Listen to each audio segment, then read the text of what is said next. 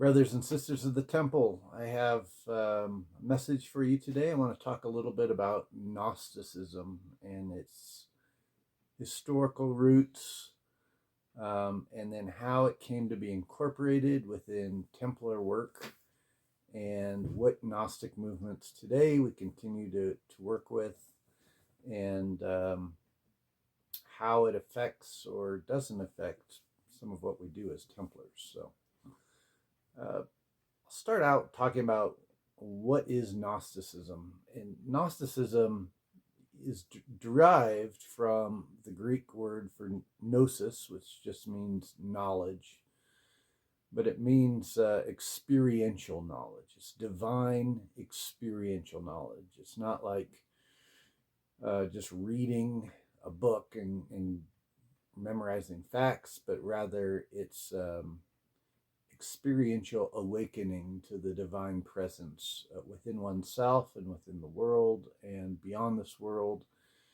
And it's would be equivalent in Eastern terms to what you would call enlightenment or nirvana, or something along those lines. It's pretty much the same thing. It's just in the Greek and the Egyptian and the Western tradition, it was called gnosis.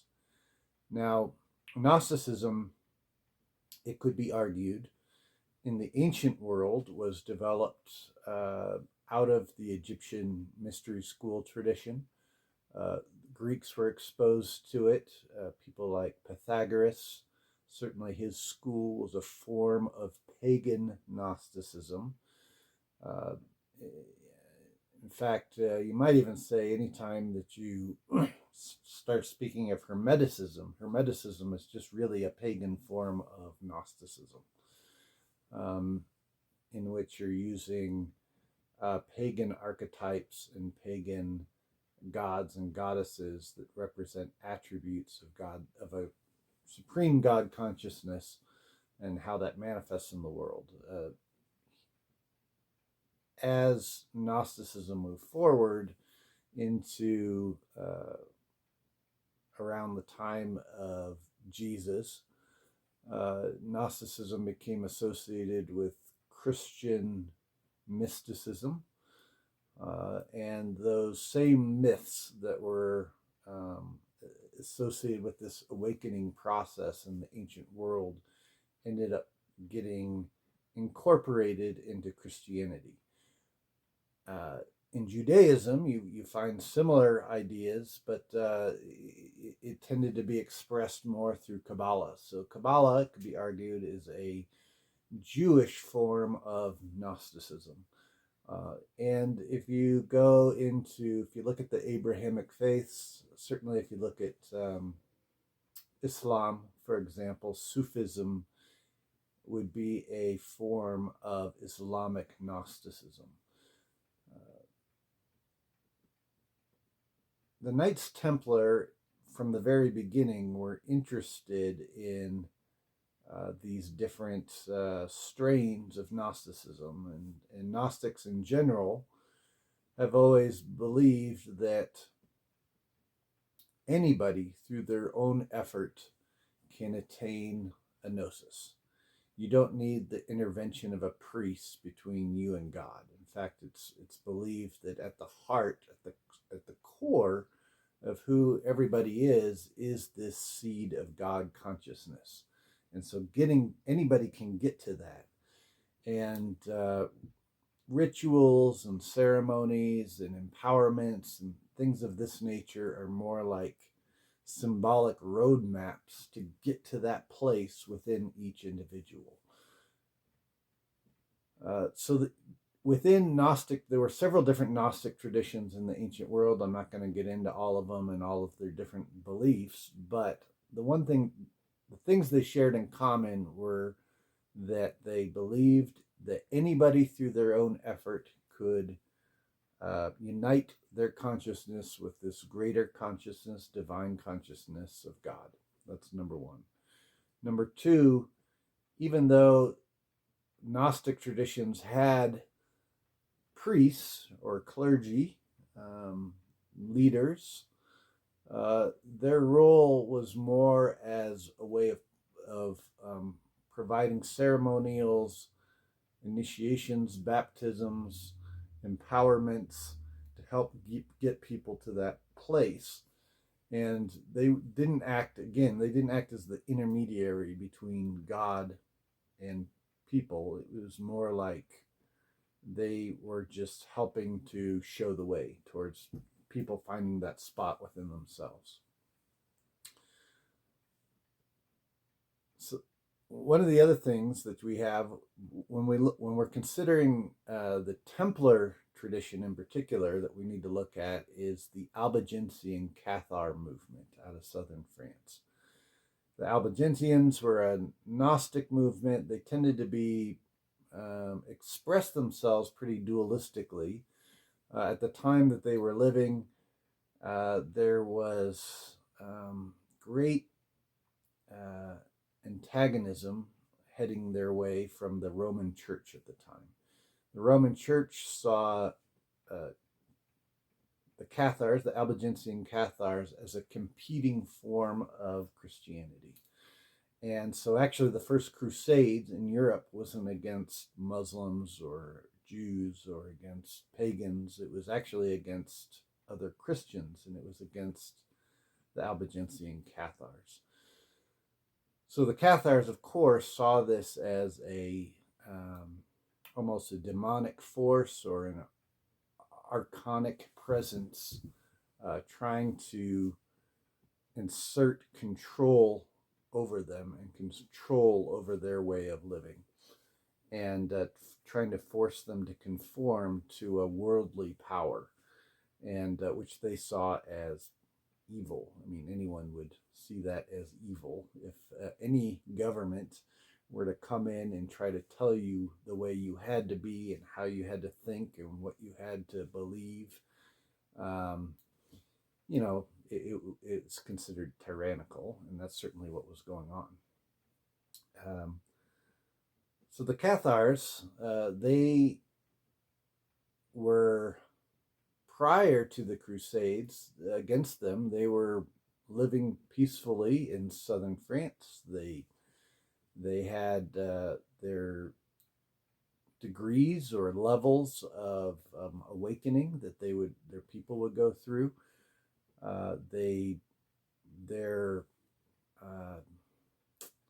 Their priest class, if you want to call it that, were known as perfecti, and the perfecti had to take certain vows upon themselves, which were designed to help awaken one's consciousness to a greater order. Some of these vows included they were vegetarian. They believed that all sentient beings had a consciousness within them that was awakening, and it wasn't right for people to be killing animals to support themselves when they could easily eat other things.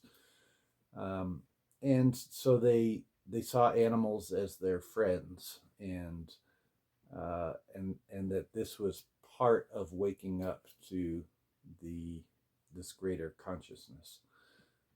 They also believed in reincarnation, which is, from a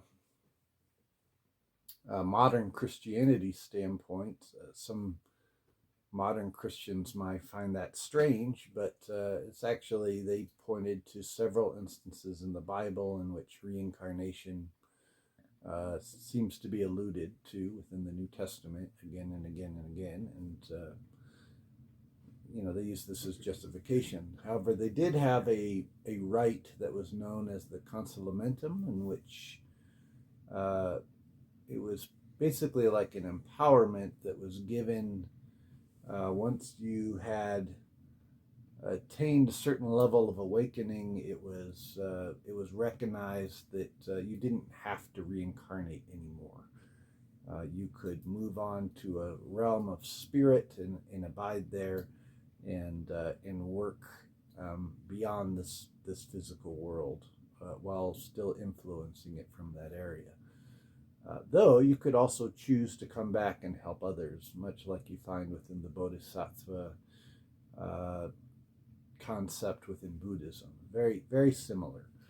Um, so many Cathars would try to purify themselves, purify their mind, their actions, what they were doing in the world, how they were interacting with others, how they were interacting with animals, how they were interacting with their environment, to be good custodians. And they felt this was all part of the consciousness awakening. Now, Saint Bernard of Clairvaux, who was a druid, secretly a druid, and he was one of the leaders of the Roman Church, he actually was sent down to southern France to meet with Cathar leaders, Albigensian Cathar leaders, to I think he was being sent to condemn them, but he actually praised their way of living, and he said that they were completely, everything that they were doing was completely compatible with Christianity, and he praised their way of living. It didn't matter, the church still later did a crusade against them. So, because, largely they were wanting the land and the resources that the Cathars were living on at the time. Now, many of these Cathars, they were working with other Gnostic groups, Pauline Gnostic groups in places like Armenia, and Bogomil Cathars in Bulgaria and other areas. They were sharing texts and ideas. One of the things they particularly looked to John, the Johns of the Bible, as being holding a special place as prophets within the Gnostic Christian tradition, and so some would even argue. You could argue that the Cathars were a form of Johanite Gnosticism. In fact, they had a book that they celebrated above all other books that was called the Secret Supper Book of John. And this was something that, in fact, later when a crusade was against them, and they were thrown and tortured, and some of these texts survived. The Roman Church captured them, and there's copies of them that survived in places like Carcassonne and other. There's 2 copies, I believe. One of them's at Carcassonne. But this particular text places a special love and a certain importance on the Johns of the Bible, in particular, as representing the aspects of God's consciousness manifesting on earth. And of course, John the Baptist was the great initiator of Jesus, just like Melchizedek was the great initiator of Abraham. So there was, they looked to these things. There were, when the order of one of the things that the Cathars also referred to themselves as was the poor of Christ. It was one of the titles they referred to themselves as the poor of Christ. And they lived humble lives. I won't go into the whole history of how they were persecuted later on, but they were very serious about their work that they were doing, and particularly in southern France, but throughout that whole region. And it was out of the Cathars that there were certain Cathar families, particularly in areas like Troyes,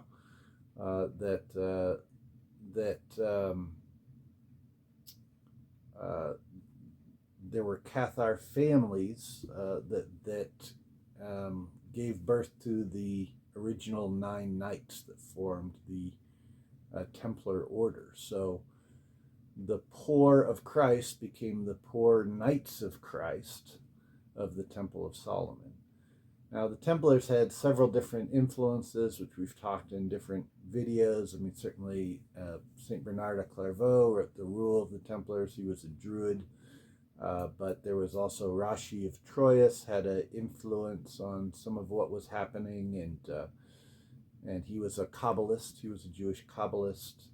There was this Cathar influence, and then there was also the Cathars had been in contact with several different Gnostic centers of activity throughout Europe and in the Middle East. Including Sabaean and Druze and Sufi and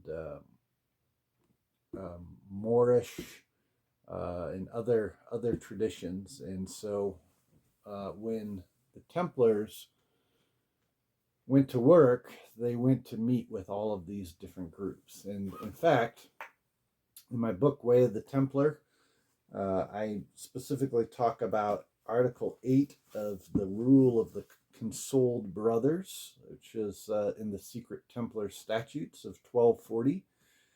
And it specifically says, there are elected brothers and consoled brothers throughout the world. Where you see tall buildings built, make the signs of recognition, and you will find many righteous men with the knowledge of God and of the great art. They have received it from their fathers and masters, and are all brothers. Among them are the good men of Toulouse, the poor of Lyon, the Albigensian, those near Verona and Bergamo, the Baholi of Galencia and Tuscany, the Buggards and the Bulgarians. You will lead them to your chapters by underground passages, and for those who are fearful, you will give them the consolamentum outside the chapter before 3 witnesses. And then in Article 9 of the same Rule of Comforted Brothers, it says, you will see fraternally the brothers of these groups, and in the same way the consoled of Spain and Cyprus will fraternally receive the Saracens, the Druze, and those who live in Lebanon. So all of these different groups were Gnostic. They were all Gnostic. And it showed this special relationship between the Templars and these Gnostic groups. Now, later, the Templars preserved some of this, a lot of this Gnostic ideas, including within their initiation rites. They continued to pass on things that specifically that they had learned from those Cathar, Albigensian Cathar traditions. They adopted the symbol of Abraxas, which they specifically put on Templar seals. This was completely a Gnostic talisman. In fact, I put an image of one of them on the cover of my book. But it represented the stages of Gnostic awakening. It represented the stages of consciousness and how we go from being enslaved to this material world and in some ways trying to enslave others for our own survival and then moving into a place of waking up where we get a hold of our material body, our emotional body, our mental body, and our soul body, or our soul consciousness. And as we move through this progression, each of which was represented by one of the classical elements, we eventually attain gnosis.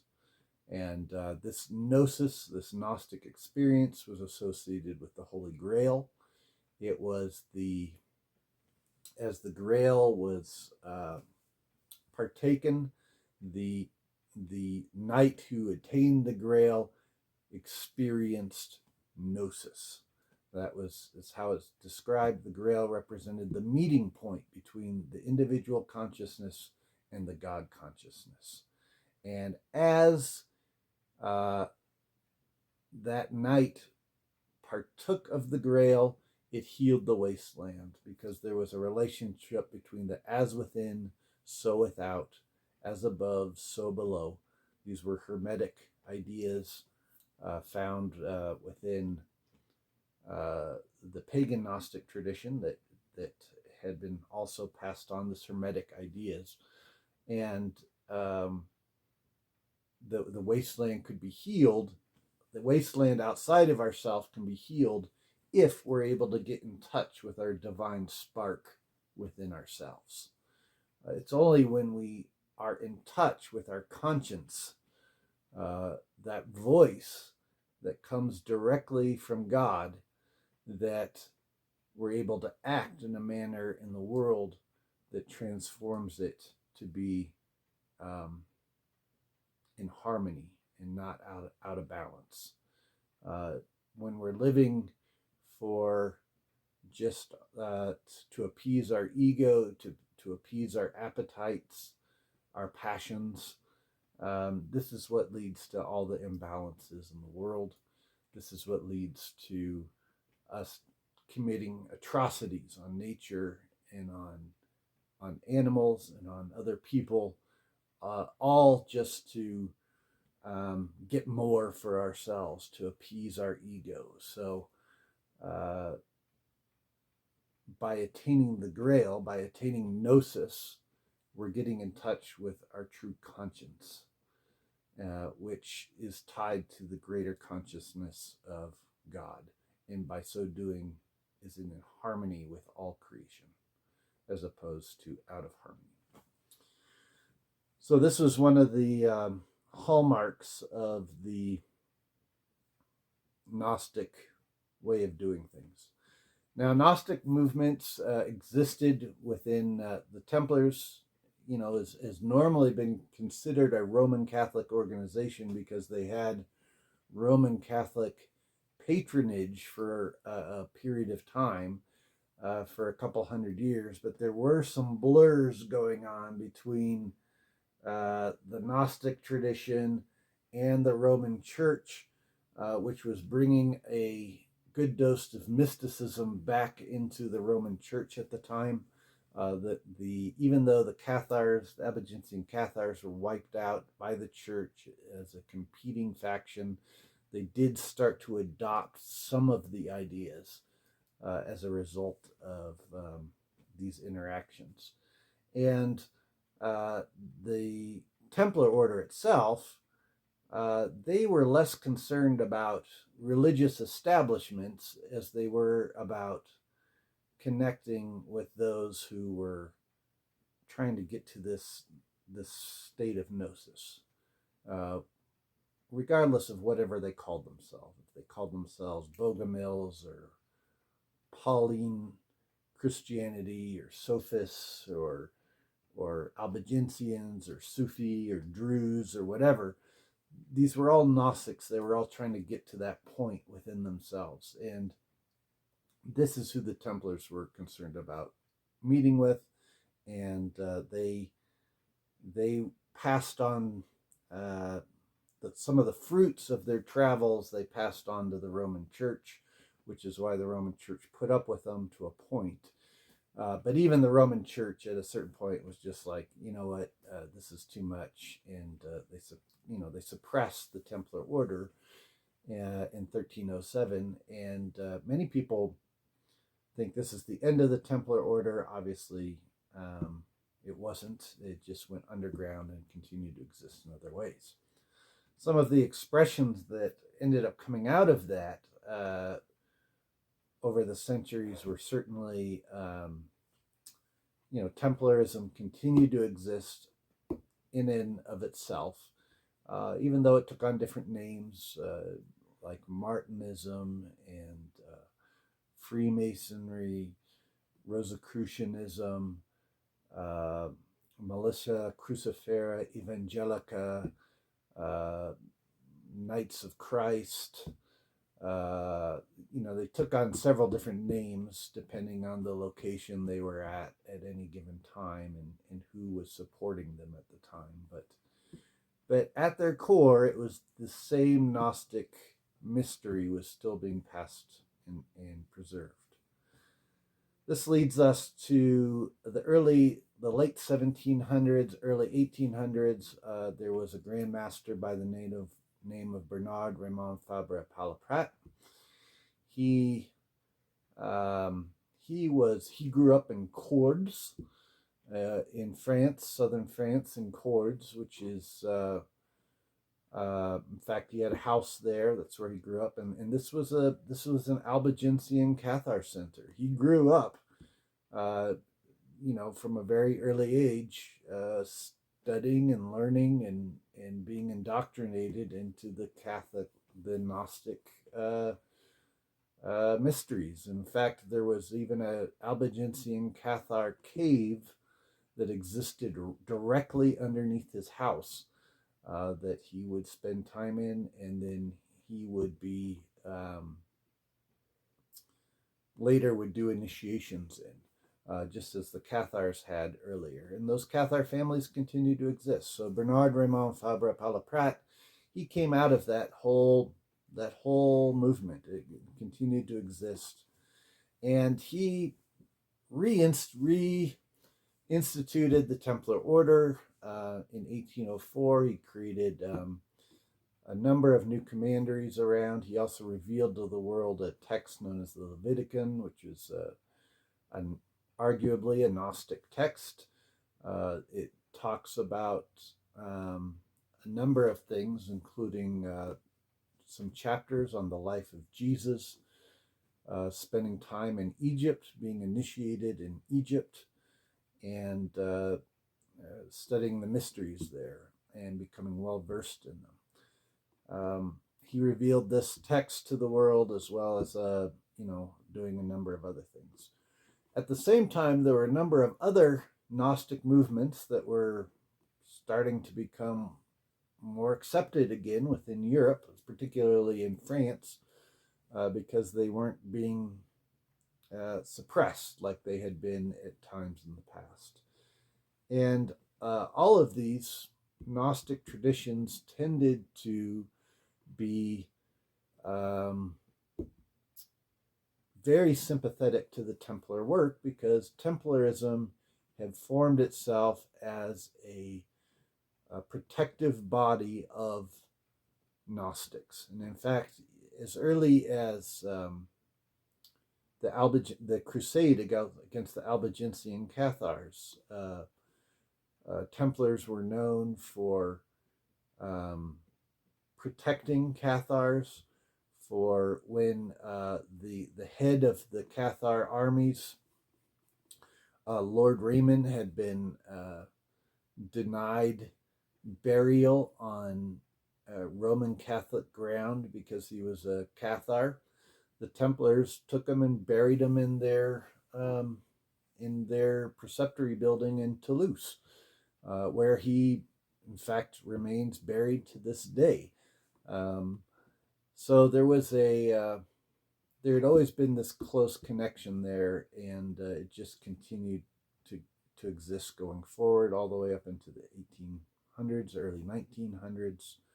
And out of this, there now exists several different Gnostic church traditions that all act independent of their own. They're their own traditions, but they celebrate the Templar connection.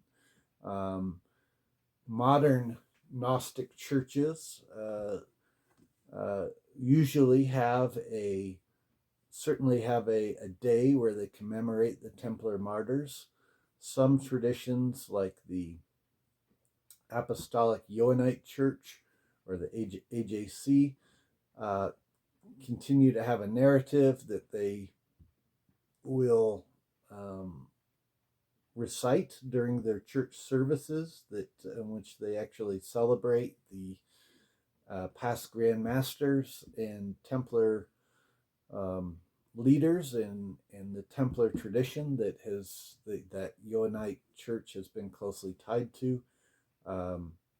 Certainly, the modern Johnite churches tend to look to Bernard Raymond Fabre Palaprat as the person who really structured them in the 1800s and gave them their mission that they continue to pass on to this modern day.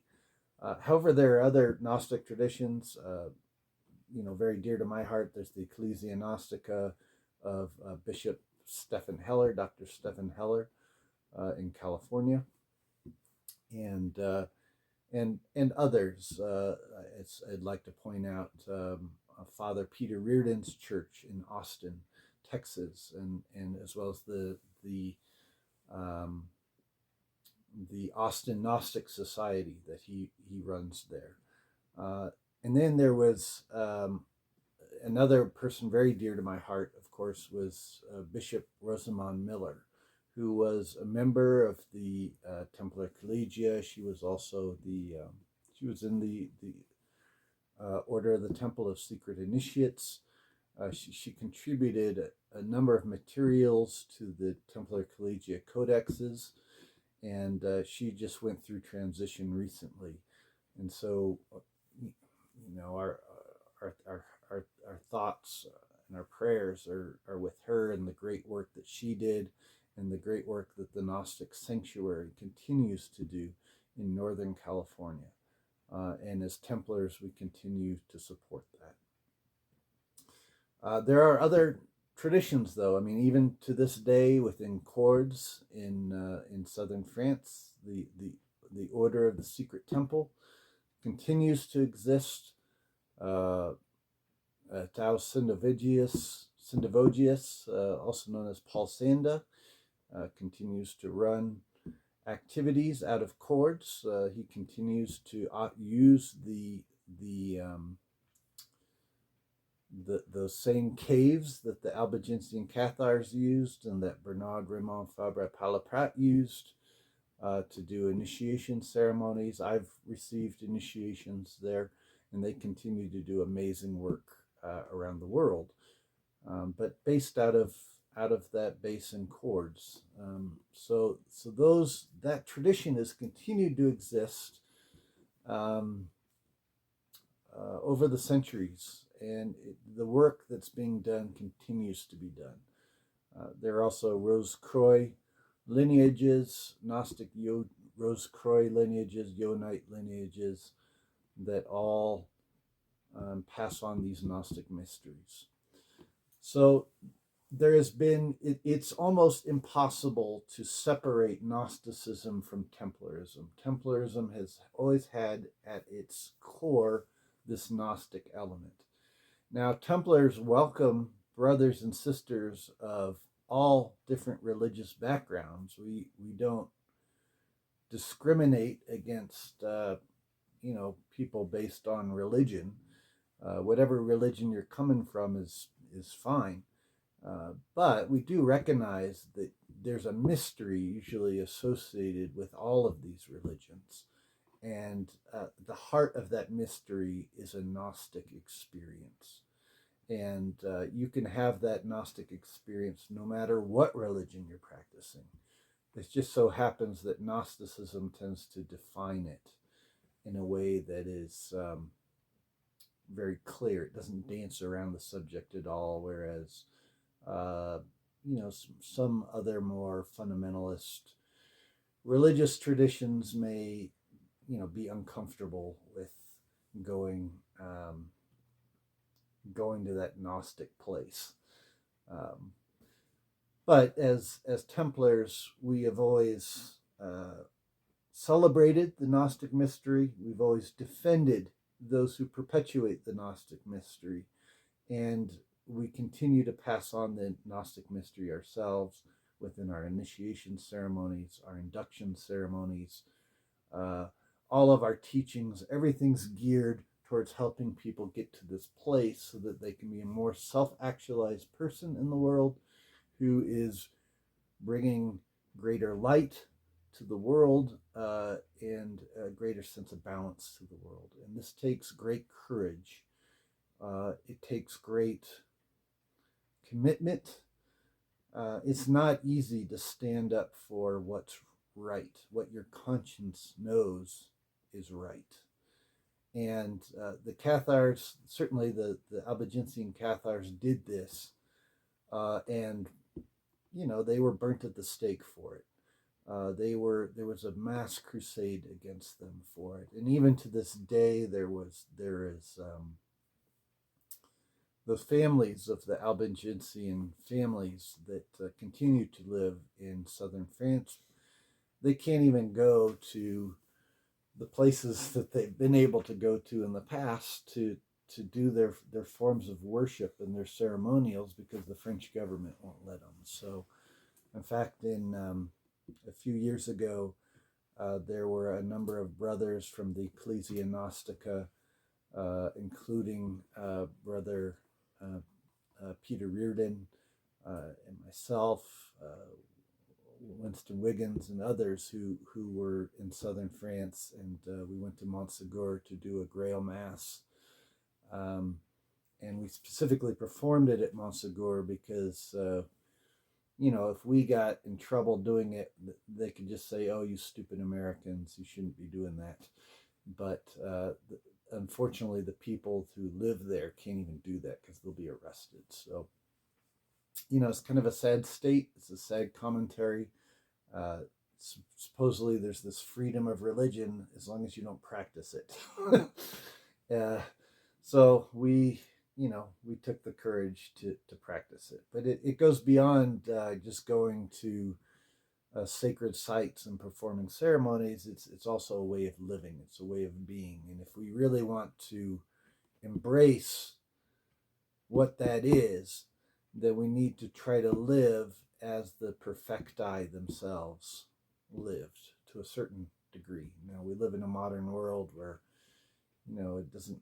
we don't expect you to live a completely strict monastic life, but as a Templar, you are a warrior monk, which means you're living the monastic life, the inner reflective life, while also engaging in the world.